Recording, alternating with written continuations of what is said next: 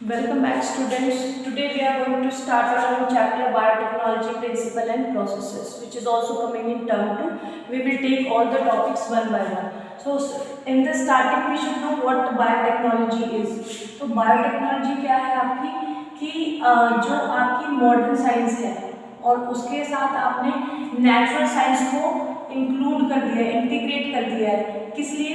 Human being के लिए useful beneficial चीज़ें बनाने के लिए कंबाइन कर दिया, उसको कहते हैं बायोटेक्नोलॉजी। बायो का मतलब होता है लिविंग ऑर्गेनिज्म, टेक्नोलॉजी उसमें हम साइंस लगा देते हैं। तो एक चीज़ ध्यान रखना, जो बायोटेक्नोलॉजी टर्म दी थी, टर्म देने वाले साइंटिस्ट का नाम था Karl Ereky. Karl Ereky, he is the one who give the term biotechnology. तो अब आ जाती है डेफिनेशन। डेफिनेशन क्या होती है? डेफिनेशन आप कोई भी डेफिनेशन नहीं बोलेंगे, डेफिनेशन जो आपकी यूरोपियन फेडरेशन ऑफ बायोटेक्नोलॉजी ने दी है, यूरोपियन फेडरेशन ऑफ बायोटेक्नोलॉजी ने दी है। इसके अकॉर्डिंग क्या होता है? डेफिनेशन होता है इसका integration of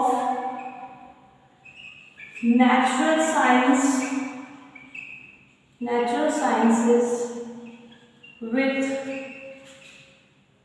organism, cell or its parts to make useful products for human,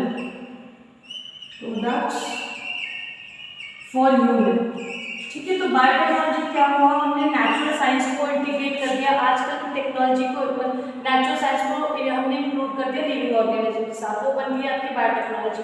जैसे नेचुरल साइंस आप देखते हो, हम बहुत टाइम से, हम आपने जब भी देखा होगा पुराने ज़माने के टाइम से, हम जैसे दही जमाते हैं, इडली बनाते हैं, डोसा बनाते हैं, तो उस केस में आपके माइक्रो ऑर्गेनिज्म भी इन्वॉल्व होते हैं। जो आपकी दही बनती है, कर्ड बनती है, उसमें जब हम मिल्क के अंदर स्टार्टर या इनोकुलम डालते हैं, तो वो जो एक स्पून ऑफ जो कर्ड होती है, उसके अंदर there are millions of lacto acid bacteria. तो हम लोग क्या करते हैं? That was the natural science. Natural science को हमने किसी भी ऑर्गेनिज्म सेल या इसके पार्ट के साथ कंबाइन कर दिया है to get useful product, that is called biotechnology. ठीक है। What are the two principles of biology? Principle मतलब मेन जो चीज़ है जिसके ऊपर पूरी बायोटेक्नोलॉजी वर्क करती है, वो दो चीज़ें हैं। सबसे पहला होता है जेनेटिक इंजीनियरिंग।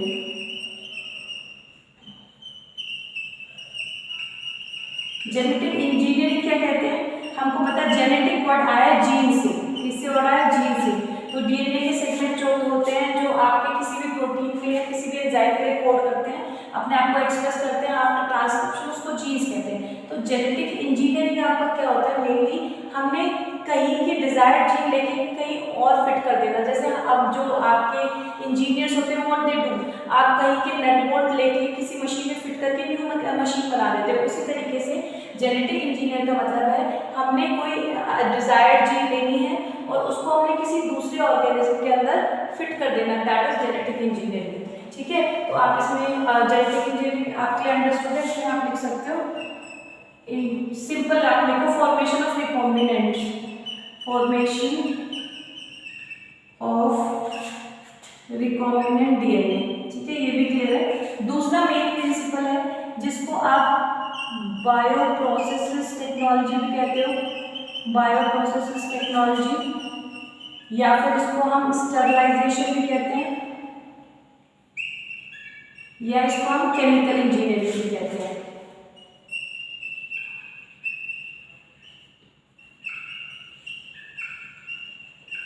आपकी केमिकल इंजीनियरिंग, स्टरलाइजेशन या बायोप्रोसेस टेक्नोलॉजी, तीनों का एक ही मतलब है कि हम जो भी आपका काम कर रहे हैं जिसमें हम जीन्स इन्वॉल्व है, कोई ऑर्गेनिज्म इन्वॉल्व है, उसमें कंटैमिनेशन नहीं होना चाहिए। It should be free of contamination. मतलब जो भी हमारा प्रोसेस है, it should be free of contamination. उसमें आपके पास 0.01% की कंटैमिनेशन के भी चांसेस नहीं है। सपोज करो हम बायोटेक्नोलॉजी यूज करके कोई मेडिसिन बना रहे हैं, एंटीबायोटिक बना रहे हैं, और उसमें 0.1% कंटैमिनेशन हो गया, तो वो आपकी चीज़ खराब हो जाएगी। कंटैमिनेशन का मतलब होता है मिलावट, which should not be done. तो these are two principle on which biotechnology are based. ठीक है। अब कुछ ऐसी डिस्कवरीज हुई जिसकी वजह से रिकॉम्बिनेंट डीएनए बनना पॉसिबल हुआ। तो आप देखो, आपकी दो चीज़ें के बारे में पढ़ेंगे, प्लाज्मिड क्या होता है?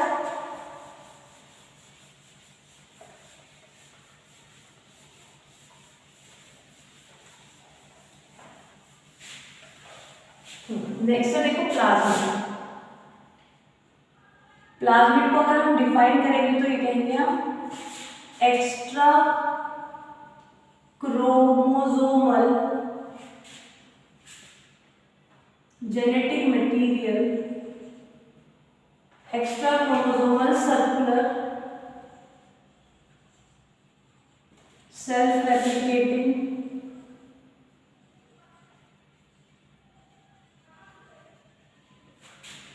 genetic material of bacteria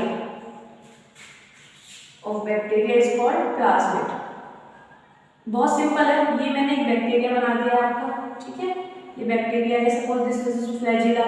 तो आपको पता है जो बैक्टीरिया के अंदर जेनेटिक मटेरियल होता है उसको हम कहते हैं न्यूक्लियोइड, ठीक है, न्यूक्लियोइड, ठीक है। न्यूक्लियोइड के अलावा आप देखोगे इसके अलावा यहाँ पे एक सर्कुलर डीएनए होता है जो एक ही क्रोमोसोम का बना होता है, इस तरीके से। ये मैंने डबल स्टैंडर्ड डीएनए बना दिया, डीएनए डबल स्टैंडर्ड होता है। तो ये आपका जेनेटिक मटेरियल से अलग जेनेटिक मटेरियल है, सर्कुलर शेप का है, बैक्टीरिया के अंदर प्रेजेंट होता है, एक्स्ट्रा क्रोमोसोमल, इससे बाहर है, सेल्फ रेप्लिकेटिंग, मतलब उसको अपने आप ही अपना नंबर डबल ट्रिपल करता है, तो इस चीज को हम कहते हैं प्लाज्मिड, ठीक है। तो सबसे पहले प्लाज्मिड की डिस्कवरी हुई कि बैक्टीरिया के अंदर प्लाज्मिड आता है, ठीक है, इसके बारे में बताया। दूसरी जो डिस्कवरी हुई वो थी एंजाइम्स की, एंडोन्यूक्लियेजेस बोल दो या एंडोन्यूक्लियस एंजाइम, ये दो डिस्कवरी हुई थी पहले, इस चीज को हम बाद में डिटेल में पढ़ेंगे। तो इन दो डिस्कवरी के बेसिस पे आपका फर्स्ट रिकॉम्बिनेंट डीएनए बना, ठीक है, रिकॉम्बिनेंट डीएनए। इसके नाम से क्लियर है, री का मतलब अगेन, कॉम्बिनेशन, इसका मतलब ये है हमारा कोई भी ऑर्गेनिज्म है उसके अंदर कोई फॉरेन डीएनए इंसर्ट करा गया है, उसको हम रिकॉम्बिनेंट डीएनए कहेंगे, कॉम्बिनेशन ऑफ टू, ठीक है। सपोज ये मेरा प्लाज्मिड है, ठीक है, ये प्लाज्मिड का डीएनए है, ये डबल स्टैंडर्ड है, और इसमें मैं कोई अपना डिजायर्ड जो मुझे चाहिए वो मैं डीएनए ऐड कर दूँ, this is the foreign DNA. तो अब मेरे इस ऑर्गेनिज्म के अंदर, इस या फिर आप इस प्लाज्मिड के अंदर दो तरीके का डीएनए हो गया, फर्स्ट एंड सेकंड, तो ऐसे स्ट्रक्चर को हम बोलते हैं रिकॉम्बिनेंट डीएनए। तो रिकॉम्बिनेंट डीएनए आपका कैसे होता है हम आपको पूरा डिटेल में पढ़ेंगे। सबसे पहले इस टेक्नोलॉजी को किसने दिया था? दो साइंटिस्ट थे आपके, Stanley Cohen and Herbert Boyer, ठीक है। तो देखो रिकॉम्बिनेंट डीएनए 3 मार्क्स में क्वेश्चन पूछा जाता है, तो आप लिखोगे Stanley Cohen and Herbert Boyer, ठीक है। What they do? They made first recombinant DNA, ठीक है। इन दोनों की कलेक्टिव रिसर्च थी, एक ने प्लाज्मिड के बारे में बताया, एक ने कि प्लाज्मिड को हम बैक्टीरिया से अंदर बाहर निकाल सकते हैं, एक ने आपने एंजाइम्स के बारे में बताया, दोनों ने चीज़ों को कंबाइन करके फर्स्ट रिकॉम्बिनेंट डीएनए बनाया कैसे था? इन्होंने क्या लिया आपका, इन्होंने ले लिया सैल्मोनेला टाइफिम्यूरियम। सैल्मोनेला टाइफिम्यूरियम एक तरीके का बैक्टीरिया है, इसका प्लाज्मिड लेके, ठीक है, इसका प्लाज्मिड लिया और उसमें antibiotic resistant genes, antibiotic resistant genes को इंक्लूड कराया और उसको ट्रांसफर कर दिया आपका इकोलाई के अंदर। E coli is also a bacteria, ठीक है, जिसके पास अभी प्लाज्मिड नहीं है तो उसका प्लाज्मिड हमने डाल दिया। बहुत सिंपल है, कुछ भी नहीं, देखो हमने लिया ये सैल्मोनेला टाइफिया हमारा बैक्टीरिया था, ठीक है, इसका ये जो प्लाज्मिड था, ठीक है, इस प्लाज्मिड को हमने बाहर निकाला, ठीक है, ये हमारा प्लाज्मिड हो गया। इस प्लाज्मिड के अंदर हमने इसको इंसर्ट किया सेम एंजाइम से इस प्लाज्मिड को और अपने डिजायर्ड डीएनए का। ये जो मेरा डीएनए है ये एंटीबायोटिक रेजिस्टेंट है, एंटीबायोटिक रेजिस्टेंट है, तो हमने इस डीएनए को इस प्लाज्मिड के अंदर इंसर्ट करा दिया। अब इस प्लाज्मिड के अंदर उस पर्टिकुलर एंटीबायोटिक के अगेंस्ट कैपेसिटी है, तो अब इस प्लाज्मिड को हमने, ये मेरा इकोलाई का बैक्टीरिया है, ठीक है, इकोलाई बैक्टीरिया है जिसमें प्लाज्मिड नहीं है, तो ये वाला प्लाज्मिड हमने इसके अंदर डाल दिया, ठीक है। तो अब इकोलाई के अंदर क्या आ गई, एंटीबायोटिक रेजिस्टेंट पावर। इसके बाद ये इसके क्लोन्स बनाएंगे, डीरेप्लिकेशन करेंगे, after that the DNA will make clone, DNA cloning, ठीक है, इस तरीके से होता है। फिर से बता दूं, जैसे ये मेरा डिजायर्ड डीएनए है, जो डीएनए हम यूज कर रहे हैं उसको हम डिजायर्ड डीएनए बोल सकते हैं, एलियन डीएनए बोल सकते हैं, ठीक है, फॉरेन डीएनए बोल सकते हैं, या जीन ऑफ इंटरेस्ट हम बोल सकते हैं। ये मेरा डिजायर्ड डीएनए है, ठीक है। अब मेरे यहाँ पे जो प्लाज्मिड है, प्लाज्मिड के अंदर मेरी कौन सी रिकॉग्निशन साइट्स है, दिस इज माय प्लाज्मिड, मैंने बना दिया। ये मेरा फॉरेन जीन है, तो ये मेरा प्लाज्मिड है, ठीक है। ये प्लाज्मिड किससे लिया था मैंने, सैल्मोनेला टाइफिम्यूरियम से, उसमें अपना डिजायर्ड डीएनए ऐड कराया और इसको हमने ट्रांसफर कर दिया इकोलाई बैक्टीरिया के अंदर। यहाँ पे इकोलाई का अपना जेनेटिक मटेरियल है, ठीक है, ये आपका सेल, ये हमने इसमें इंसर्ट करा दिया, तो अब इकोलाई के पास भी डिसीज रेजिस्टेंट कैपेसिटी आ जाएगी। तो ध्यान दे लेना, फर्स्ट रिकॉम्बिनेंट डीएनए जो बनाया था स्टैनले कोहेन और हर्बर्ट बोयर ने मिलकर बनाया था, ठीक है। इन्होंने क्या किया था, सैल्मोनेला टाइफिम्यूरियम के प्लाज्मिड के अंदर एंटीबायोटिक रेजिस्टेंट जीन्स को इंट्रोड्यूस कराया और उसको उन्होंने ट्रांसफर करके दिखाया इकोलाई। तो ये आपका इकोलाई के अंदर अब एंटीबायोटिक रेजिस्टेंस जीन्स आ गई, तो एंटीबायोटिक से रेजिस्टेंट हो गया। तो this was the first recombinant DNA made by Stanley Cohen and Herbert Boyer, ठीक है। अब ये आपका डीएनए रिकॉम्बिनेंट डीएनए को हम क्लोनिंग ऑफ डीएनए भी कहते हैं, ठीक है। उसके बाद हम देखेंगे कि ये रिकॉम्बिनेंट डीएनए जो हमने बनाया इसके लिए हमें क्या क्या सामान चाहिए। अभी तो हमने सिर्फ 3 स्टेप्स देखे, तो what are the tools required for recombinant DNA, इसको हम पढ़ेंगे one by one.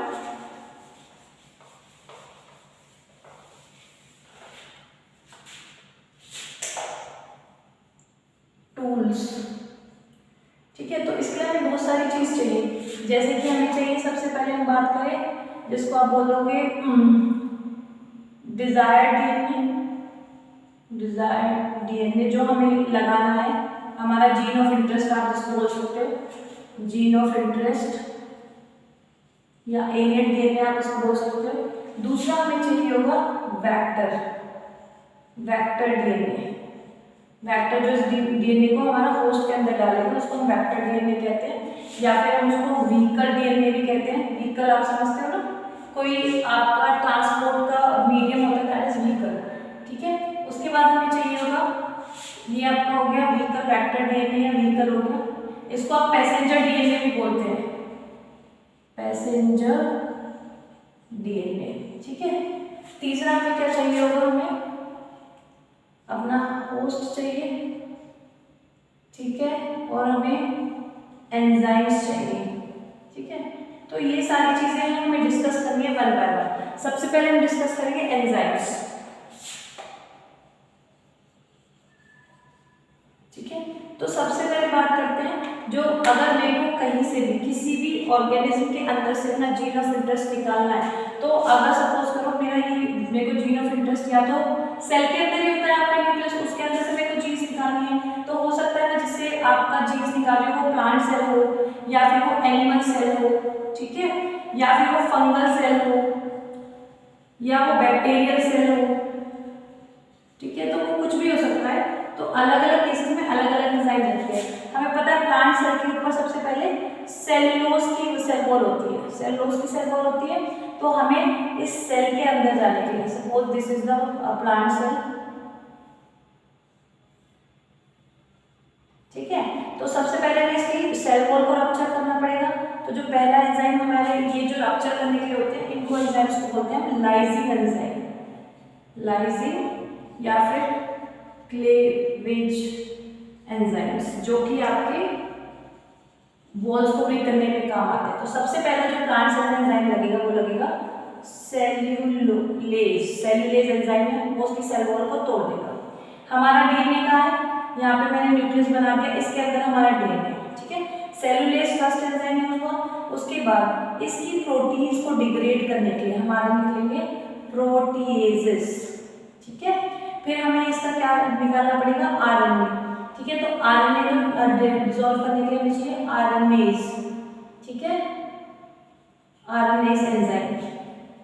RNA enzymes के बाद लास्ट में आरएनए हमारा फिर आ जाएगा जीन ऑफ इंटरेस्ट डीएनए बाहर, उसको हम सेपरेट करेंगे कैसे, इसको हम आपकी टेस्ट ट्यूब में ऐड करेंगे, उसके अंदर हम चिल्ड इथेनॉल डालेंगे, जिससे क्या होगा, जो आपका डीएनए है वो आपका ऊपर आ जाएगा, ठीक है, प्रेसिपिटेट ऊपर आ जाएगा। फिर एक मेथड से जिसमें हम ग्लास रॉड यूज करते हैं, उसको हम इस तरीके से घुमाएंगे, ठीक है, उससे हमारा डीएनए हम बाहर निकाल लेंगे, ठीक है। अब इस मेथड को बोलते हैं स्पूलिंग।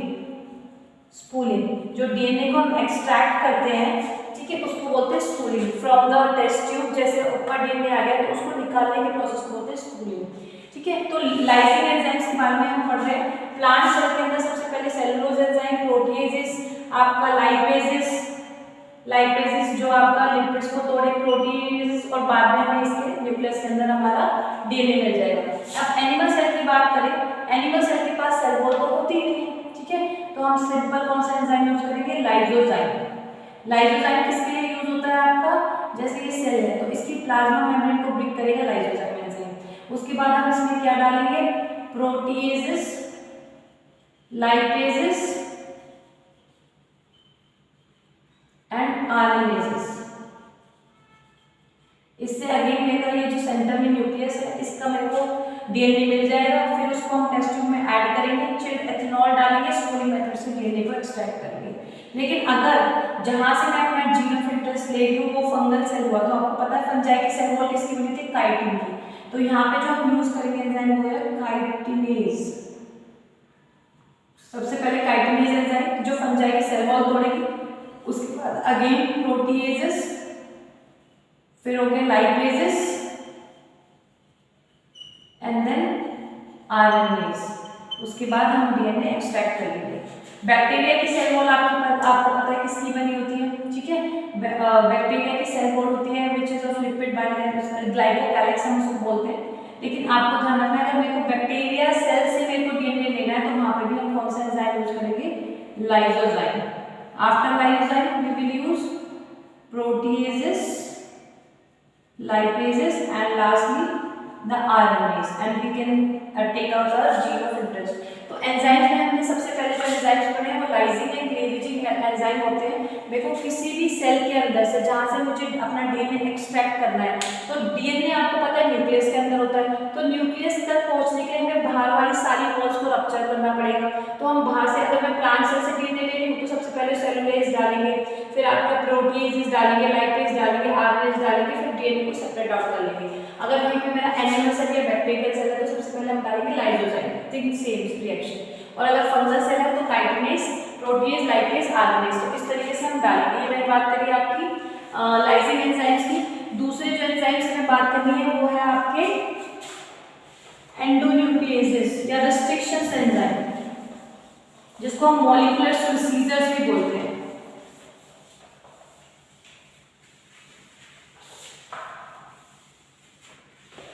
ठीक है, नेक्स्ट हमारा जो एंजाइम्स है वो आपके होते हैं न्यूक्लिएजेस। न्यूक्लिएजेस जिसका काम होता है डीएनए और आरएनए को कट करना, ठीक है। तो ये जो न्यूक्लिएजेस हैं ये भी दो तरीके के होते हैं, एंडोन्यूक्लिएज एंड एक्सोन्यूक्लिएज। जो एंडोन्यूक्लियस है वो आपके डीएनए को एक स्पेसिफिक साइट पे कट करेंगे। एक्सोन्यूक्लियस आपके कहीं पे भी एट द एंड में डीएनए को कट करते हैं। तो हमारा जो कॉमन चीज है जो हमें डिस्कस करनी है वो है एंडोन्यूक्लियसेस। इनको हम मॉलिक्यूलर सीजर्स भी बोलते हैं, मॉलिक्यूलर सीजर्स, ठीक है। अब ये जो एंडोन्यूक्लियसेस हैं इनकी डिस्कवरी कैसे हुई? ऐसा था कि जो आपका इकोलाई बैक्टीरिया था तो वो आपका बैक्टीरियोफाज से, बैक्टीरियोफाज क्या होते हैं?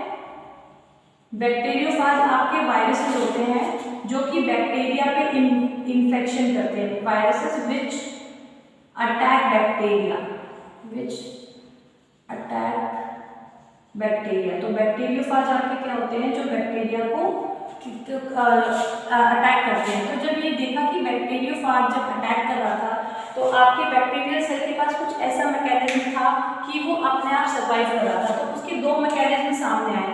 एक तो उसका मैकेनिज्म आया एंडोन्यूक्लियस एंजाइम्स का, ये जो एंडोन्यूक्लियस एंजाइम है हम बैक्टीरिया से एक्सट्रैक्ट करते हैं, और दूसरा मैकेनिज्म उसका सामने आया मिथाइलेशन।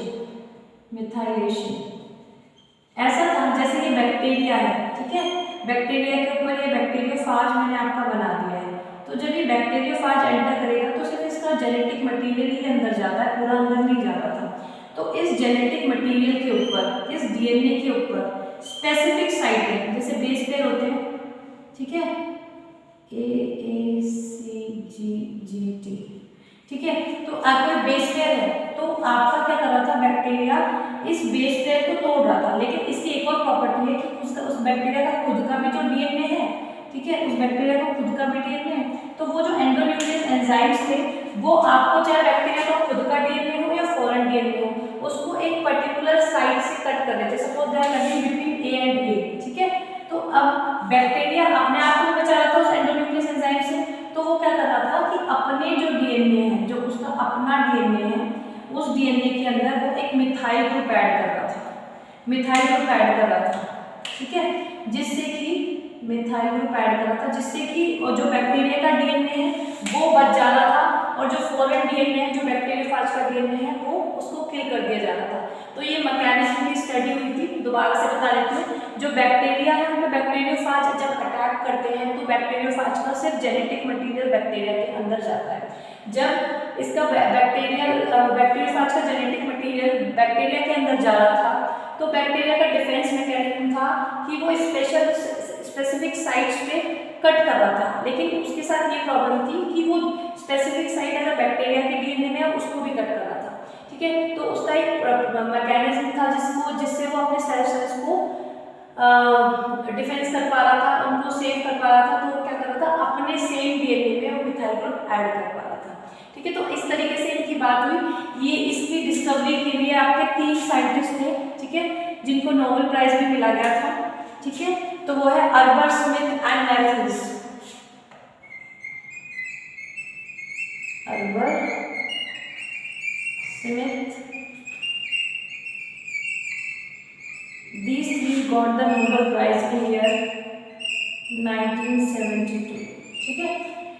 ईयर ये कंफर्म कर लेना आप, 1978 था। 1978 में इन तीनों को इसकी डिस्कवरी करने के लिए नोबेल प्राइज भी मिला था, ठीक है, नोबेल प्राइज भी मिला था, ठीक है। अब और पढ़ेंगे, ये तो डिस्कवरी पढ़ ली हमने। तो इसका काम क्या करना होता है, तो endonucleases are the enzymes which cut the DNA at specific sequence for recognition sequence, ठीक है। ऐसा नहीं है ये आपका एंजाइम कहीं भी काट देगा, स्पेशल सीक्वेंस होते हैं जिसको बोलते हैं रिस्ट्रिक्शन साइट्स, ठीक है।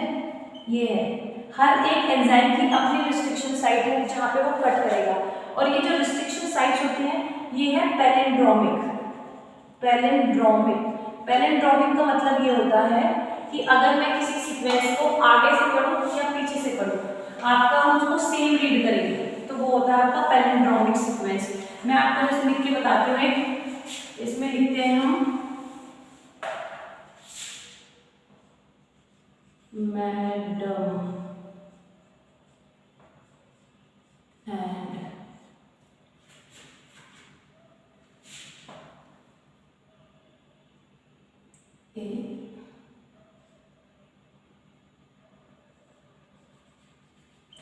एंड मैडम डीएनए, देखो A N D D A D. तो अगर मैं इसको आगे से पढ़ूं तो मुझे सीक्वेंस मिलेगा A N D M A D M D N A, ठीक है। अगर मैं उसको उल्टा पढ़ूं तो भी मुझे सेम सीक्वेंस मिलेगा। उल्टा लिख देते हैं हम, ए एन डी, फिर हो गया M A D A M D N A, ठीक है। तो पैलिंड्रोमिक सीक्वेंसेस वो सीक्वेंस होते हैं कि आप उसको आप 5 to 3 डैश की तरफ पढ़ो या 3 to 5 डैश की तरफ पढ़ो, वो सीक्वेंस सेम रहेंगे। तो आपके जो एंडोन्यूक्लियस एंजाइम्स होते हैं वो पैलिंड्रोमिक रिस्ट्रिक्शन साइट्स पे ही कट करते हैं और ये बहुत स्पेसिफिक होते हैं। स्पेसिफिक का मतलब है अगर मेरा एंजाइम है इको R1, ठीक है, तो ठीक है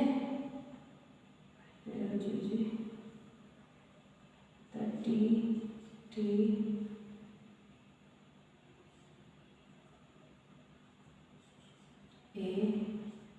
A C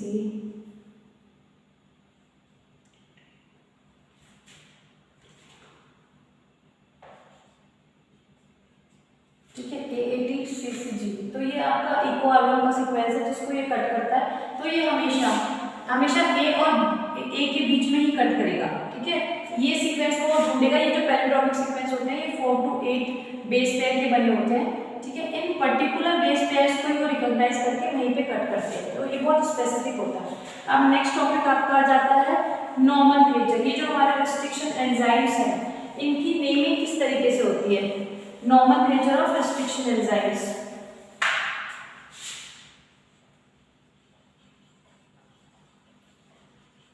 ठीक है। तो नॉमेनक्लेचर में जो आपका फर्स्ट लेटर जो आता है आपका वो आपका, सपोज करो मेरा अगेन मैंने कोई नाम ले लिया है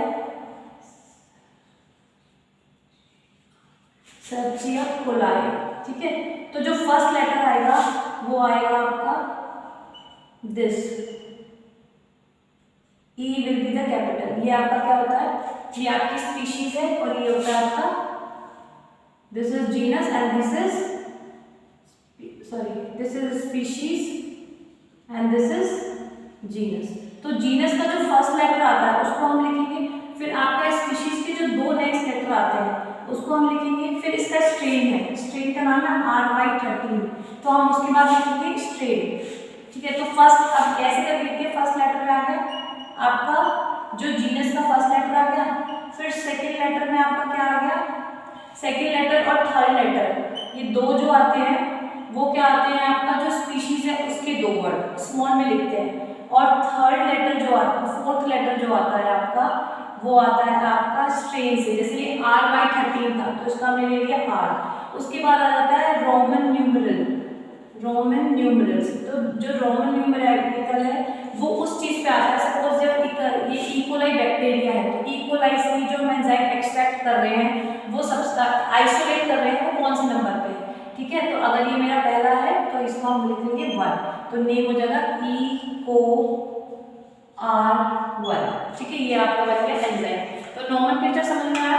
नॉमेनक्लेचर में आपके 4 लेटर और 5वां रोमन नंबर होता है, तो उसमें जो फर्स्ट लेटर आएगा वो जीनस का फर्स्ट वर्ड आएगा जो कैपिटल में लिखा जाएगा। सेकंड और थर्ड लेटर जो है वो स्पीशीज के 2 लेटर से बनेंगे जो स्मॉल में लिखे जाएंगे। उसके बाद फोर्थ लेटर जो स्ट्रेन होता है, जिस बैक्टीरिया एक बैक्टीरिया के बहुत स्ट्रेन होते हैं, स्ट्रेन का नाम लिखा जाएगा। उसके बाद उसको रोमन न्यूमरल देंगे कि कौन से नंबर पे इसको आइसोलेट किया है फ्रॉम दैट बैक्टीरिया, ठीक है। उसके बाद ये भी पूछा जाता है आपका कि what was the first restriction enzyme which was isolated, first restriction enzyme, ठीक है, या फिर एंडोन्यूक्लियस एंजाइम जिसको आइसोलेट किया गया था। देखो बहुत बड़ा डिफरेंस है। अब इसका जो आंसर है उसको हम बोलते हैं हिंट 2।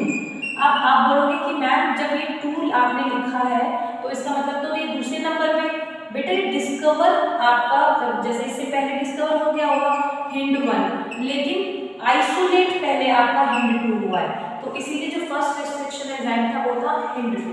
इसके H stands for Haemophilus, IN stand for influenzae, D stand for strain and 2 is the number by which it is isolated, ठीक है। जो आपका हिंट 2 जो साइट रिकॉग्नाइज करता है वो होता है AAGCTT, ठीक है। ये इसका रिकॉग्निशन सीक्वेंस है या ये स्पेसिफिक साइट है जिसको ये रिकॉग्नाइज करके आपका कट करता है। ठीक है, उसके बाद आप देखेंगे, अभी हम एंजाइम की बात करें, एंडोन्यूक्लियस एंजाइम की ही बात कर रहे हैं, तो हम ये देखेंगे कि जब ये एंजाइम्स कट करते हैं एक पर्टिकुलर साइट को, तो ये दो तरीके के एंड से कट करते हैं। एक तो बनाते हैं स्टिकी एंड्स और दूसरा बनाते हैं ये ब्लंट एंड्स।